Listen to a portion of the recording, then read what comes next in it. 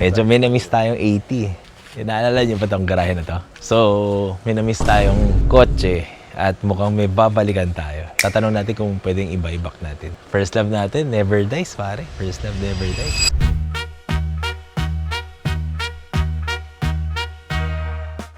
So, may babalikan na yung kotse at na-miss natin. Oh, shit! Alala niyo ba yan? Yung first love natin na LCED.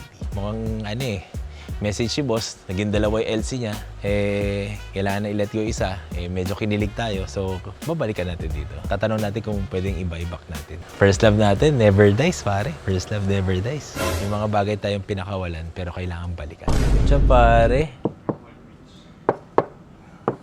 Ito pa rin yung kotse natin dati, ah. Parang ganda yung kulay na ganito sa ano natin, no? So, guys, dati, naka-ARB to. May mga nabago lang. Yung ilaw, nilipat dun sa kabila. Yung fender, may fender pa to. So, kakabit natin yung fender. Pero, guys, yung pintura, naging bago na.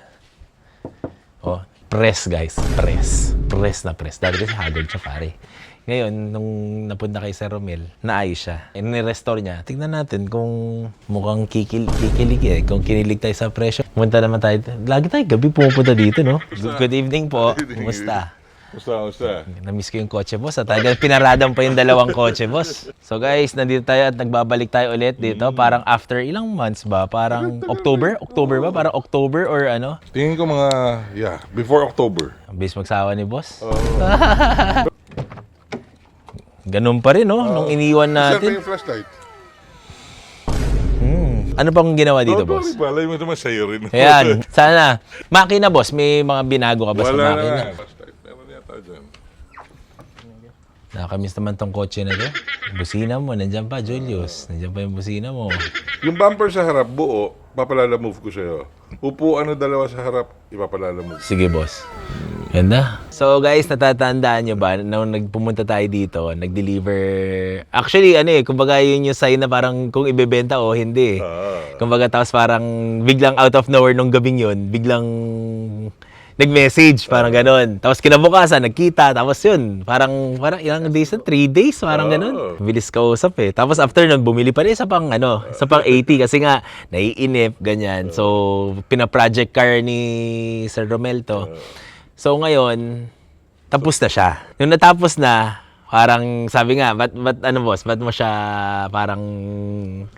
Pag-asawa mo na nagsabi siya yung ibenta mo isa. So, Hindi daw pwedeng parehas. Parehas eh. Kaya nga sabi nila, dapat pag isa lang, mamimili ka lang sa isa. Wala mga ibang tamang taong puntahan. Yan. Doon babayback pa rin natin, pare. Parang ito pa rin yung kilig na nakita natin noon eh. Di ba? Happy naman akong babalik sa'yo. Happy din ako na bumalik sa atin.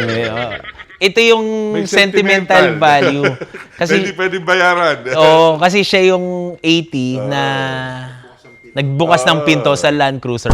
So, paano, boss? Pare, ikaw na bahala dyan. Boss, thank you. Thank you. At thank you. done deal na naman.